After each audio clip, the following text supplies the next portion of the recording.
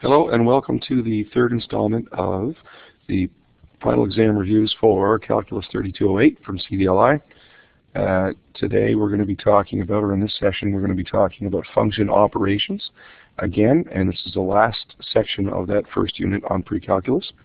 And we're still in Chapter 10 of Pre-Calculus 12 here, and we're going to look specifically today at composite functions and some of the things that we should know about and be able to do with those.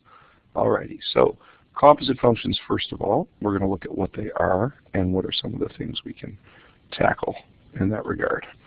Okay, so first of all, we're going to be able to determine the values of a composite function, and then we're going to write the equation of a composite function, and finally we're going to be able to explain any restrictions specifically on the domain of a composite function. So let's get rolling here. First of all, we've got a schematic here to sort of explain to us what it means for us to have a composite function at all.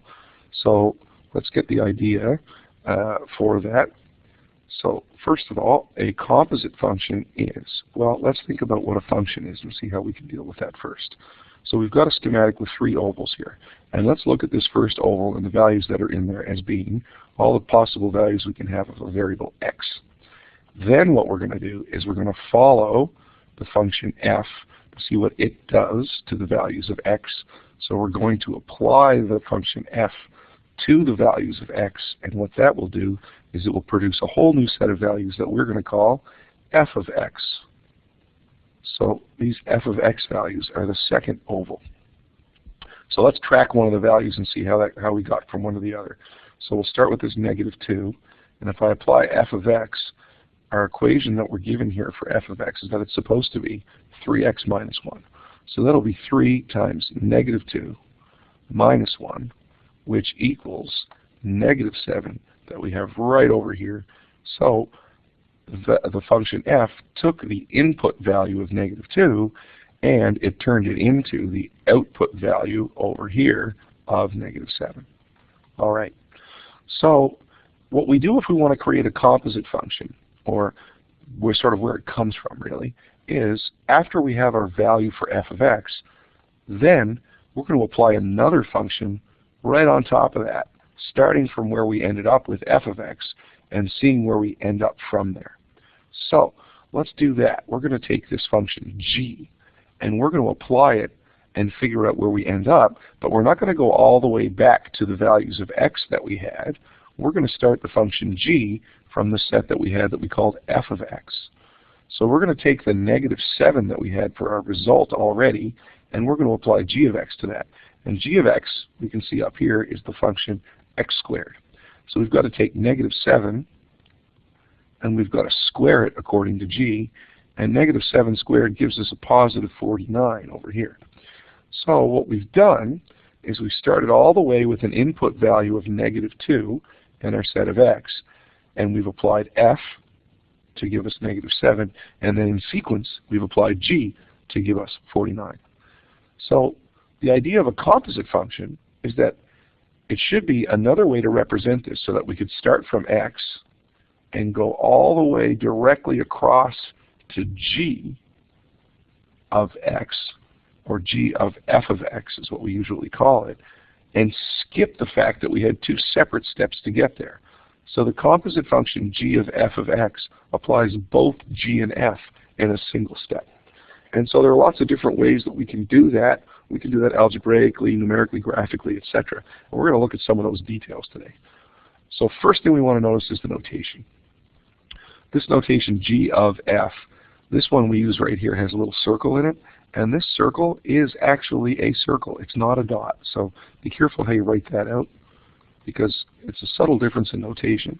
But the important thing is that g o f, or g of f, we should say, it's not really an o, is actually equal to g of f of x. Okay? So the composition of applying g after f. Alrighty, so we'll move on now. Next, what we're going to do is look at another schematic, and we're going to take those two functions and we're going to learn how to compose them algebraically so that we can actually create this magic function g of f of x that moves us from x all the way to the end, skipping the intermediate steps. So what we do algebraically is we think about starting with a value x and then applying f of x to it to get what we said f of x does, 3x minus 1. So we end up right here. Then when we apply g of x, we're not applying it just to x anymore. So what we're really after here is not g of x, but sort of g of 3x minus 1. So if we apply g of 3x minus 1, what we do is we take the 3x minus 1 instead of the x, and we put it in here, and we get 3x minus 1 squared. And so what that does is we've created right here an overall function that we call g of f of x. And this g of f of x, being 3x minus 1 all squared, is actually the magic shortcut function.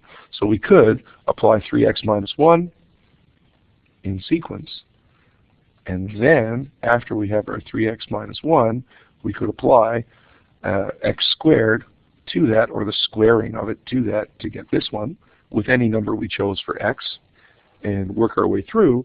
Or if we wanted, what we could do is use this magic function that we've created, g of f of x, to do it all in one foul swoop. So let's take a look at some examples now. So what we're going to do here is we're going to do exactly what we just said. We're going to take two functions, f and g, and we're going to determine some values, f of g of 1, g of f of negative 2, and f of 0. And we're going to do all of those two different ways, once by evaluating them separately, and once by creating the new magic function. We're going to call it algebraic composition here, and seeing if we get the same answer when we do it both ways. So let's start with f of g of 1 first of all. So we'll jump right into that one here. So if we want to get f of g of 1, what that really means, and the way we think about it algebraically, is we want to evaluate f of x at not 1, but what g of 1 turns out to be. So if we look up here, I've got to figure out what g of 1 is first, and that's what goes in here. So now I need to get g of 1. Okay, so let's see. Give ourselves a little space here. G of 1 is going to be 1 squared minus 2 times 1 plus 3. So that's 1 minus 2, which is negative 1, plus 3, which is positive 2. So since g of 1 is positive 2, f of g of 1 is just f of 2. And so all we need to do now is evaluate f of 2, and what that gives us is 2 times 2 plus 1, which is 5. So hopefully now we're going to use another method, and we should get the same thing. So the other method of doing that, what we do is instead of starting with g of 1 and then filling that in, what we do is we find the composite function f of g of x first, algebraically, and then we fill the 1 in after. So to get f of g of x, we start with f of x as our outside function. So that's 2x plus 1, but I'm not finding f of x here, so it's not 2x plus 1 anymore. Now it's 2 times g of x plus 1. So in this case, I can replace the g of x with the expression I have for it, which we know from up here is x squared minus 2x plus 3. So that gives us, using some distribution here, 2x squared minus 4x plus 6, and then plus 1. So we have 2x squared minus 4x plus 7. Okay, so then to get f of g of 1 from that, we take 2 times 1 squared minus 4 times 1 plus 7. And that's going to be 2 minus 4, which is negative 2, plus 7, and that gives us 5. So we see, ta-da, we get the same thing both ways that we do that. So this checked out both methods. Okay? All right, so let's try the other two quick examples there. So the first thing I'm going to do is delete all this other business that we have here out of our way. So pause it if you need to write it down if you're doing this on paper or something. But what I'm going to do is I'm going to delete all of that out of our way. And when I get all that gone, we'll start the next example. There we go. So the next thing we're going to look at is g of f of negative 2. So we want to find g of f of -2. And in order to figure that out, we'll do it in sequence first of all by evaluating separately. So I want to get f of -2 first. And f of -2 looks like 2 by -2 plus 1, which is -3. And then I want to take g of that. So g of f of -2 then will just be g of -3.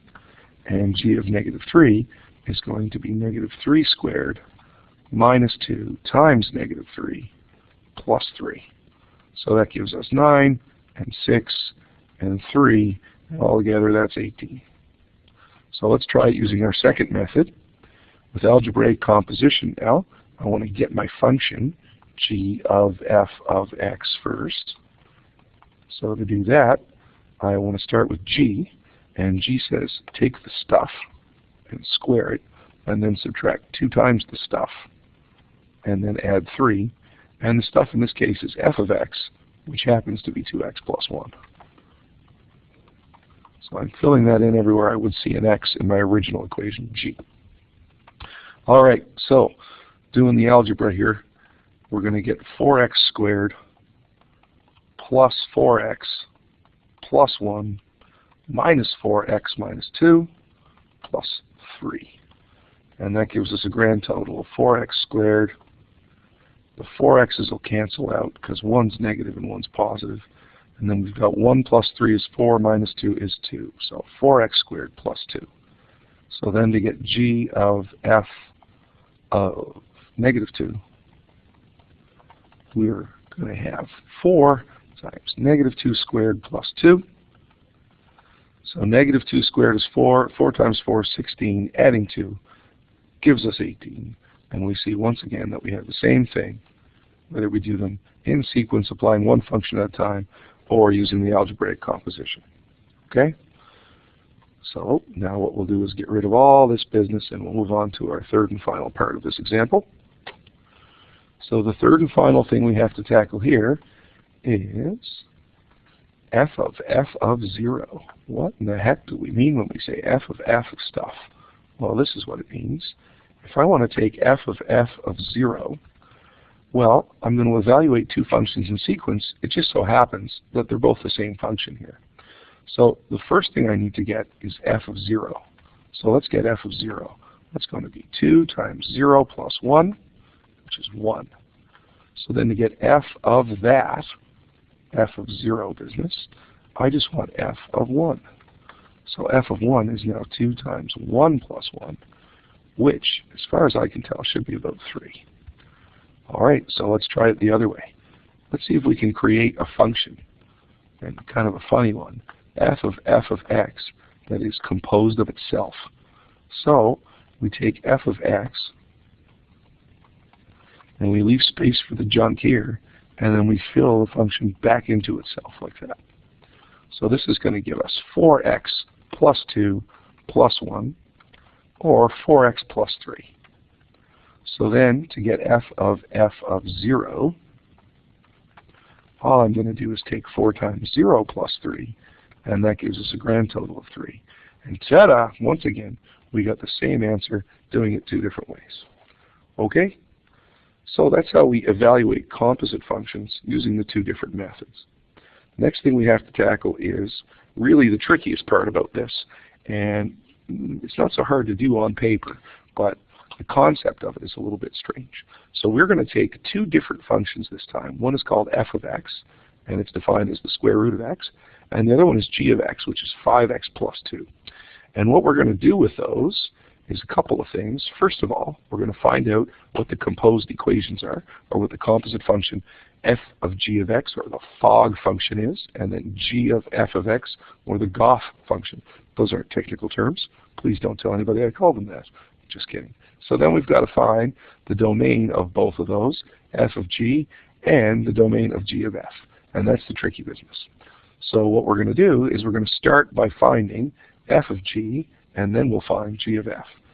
So f of g of x, which we can also write with this notation, of course, is going to be, outside function is f, so that's the square root leaving space inside for g of x, which is 5x plus 2. So that wasn't so bad. Then we have to determine g of f of x. And for g of f of x, we're going to take 5 outside of stuff plus 2, and stuff here is just square root x. So we can just call that 5 root x plus 2. And then we have to find the domain of both of those functions. Okay.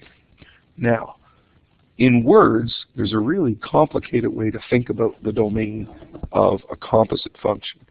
So what we often say is that the domain of a composite function, like f of g of x, is all the values of x that are in the domain of g that will produce a value of g of x that will still kind of work for f of x.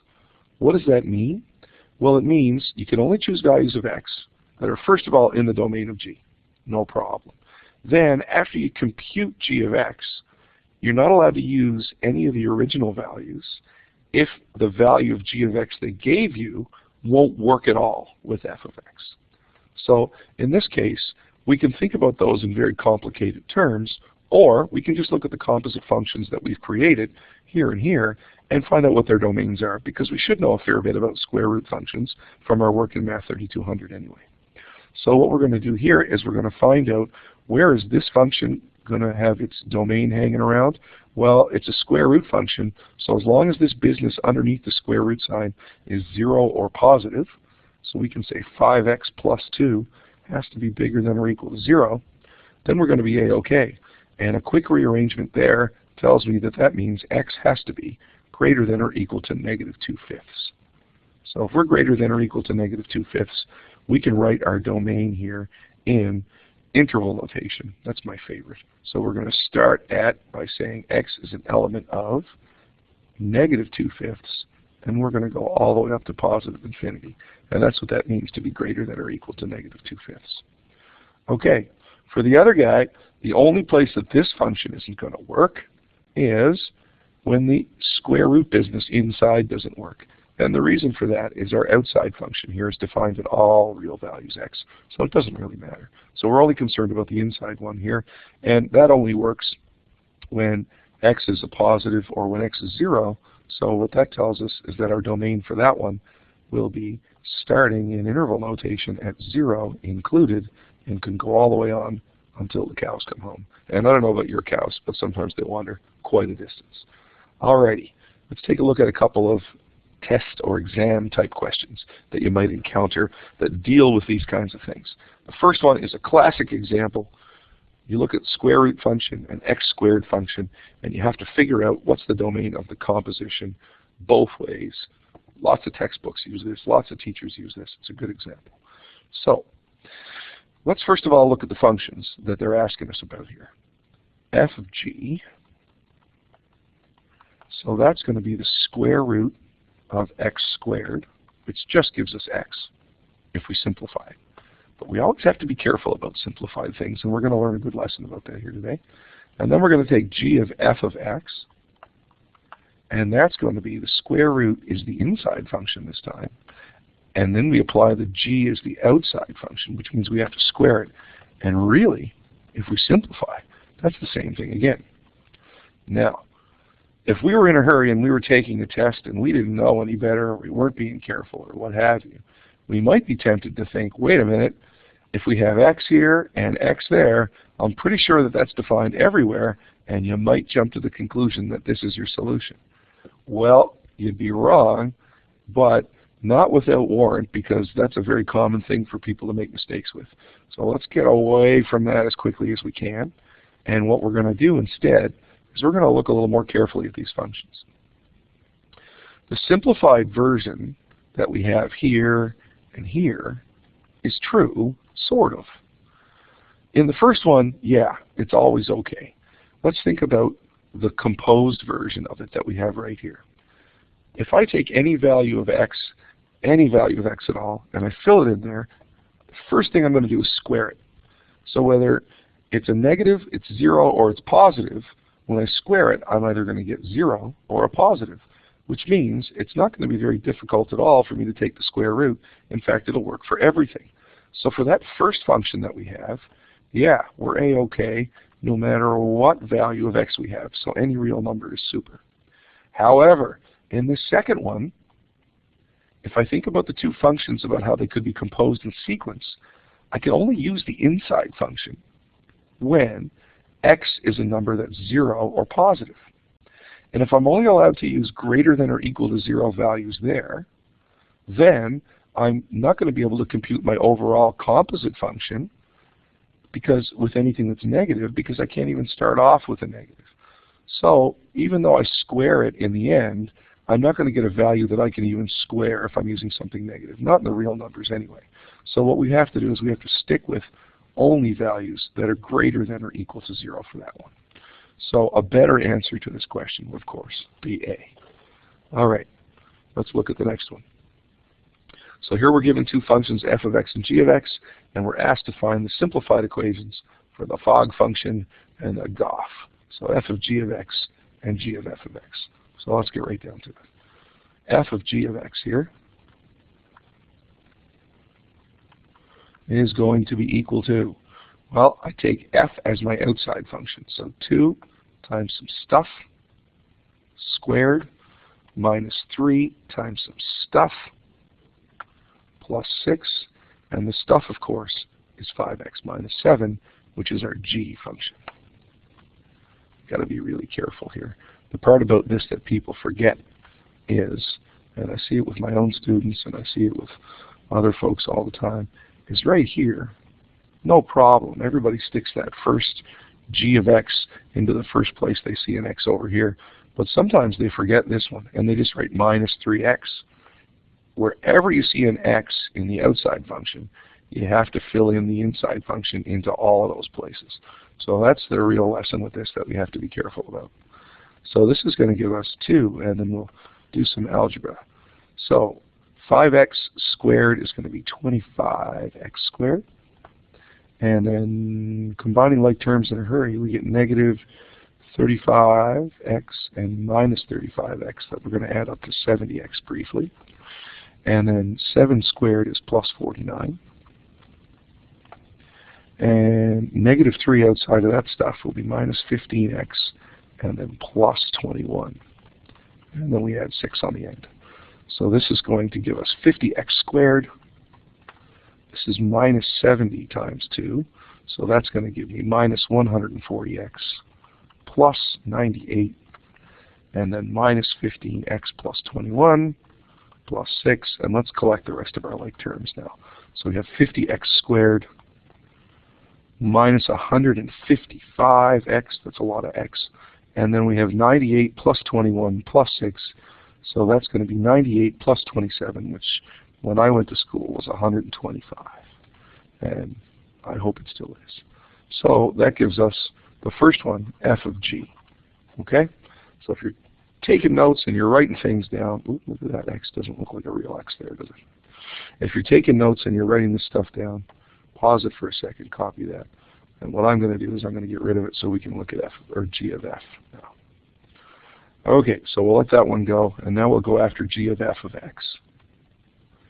Okie dokie. So g of f of x this time.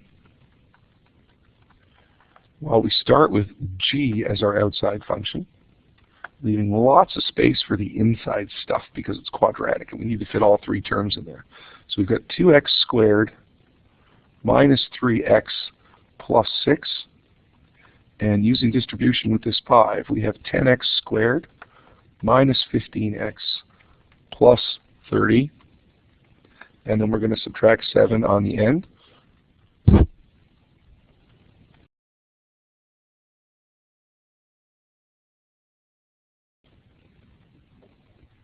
Okay, so from there, all we have to do now is collect the last couple of like terms that we have. So 10x squared minus 15x plus 23, and that ought to do it. We've got our final question done. Okay, so we'll take a quick peek at the next page because that's the your turn question, which is where we make our money or we break our money. So have a look through that. Do your best to try and figure everything out. So what you have to do there is you have to take a couple of functions, find some values of the composite functions going in both directions, f of g and g of f, and then it says write a simplified equation for f of g and determine its domain. So a couple of things there. It doesn't specify which way you have to do this, so take your pick. It's up to you. As long as you get the right answer, everybody will be happy there. All right. So if you want to pause the video and do that now, that's a good idea. I'm going to jump on to the solution page next. So here's the solution page. Take a look at this. Use it to check your work. Hopefully you did well. And then I'm just going to jump right away to the summary of everything that we have here, our key ideas. So the key ideas for this section are, if we have two functions f and g, we can combine them to get both f of g and g of f, as we saw. So to evaluate a composite function f of g, we can, it says substitute into g of x first, and then take that value and substitute it into f of x. Well, you can do it that way, or as we saw, and as it says in the third bullet, we can create a composite function f of g first, and then substitute stuff in if we want. So basically, just a quick rundown of all the things that we saw. They have a really kind of concise and complicated way to talk about the way that we get the domain here. The domain of f of g of x is what they say, all values of x in the domain of the inside function g, for which g of x, or the product of that, or I shouldn't say product in math, I don't mean it mathematically, the result of that, I should say, is also in the domain of f. So that's what we mean. And restrictions on the inner function and the composite function have to be considered. We should know that stuff. Okay, so hopefully this was helpful, and hopefully your preparation for your final exams is going well. I wish you all the best. Study hard. Good luck.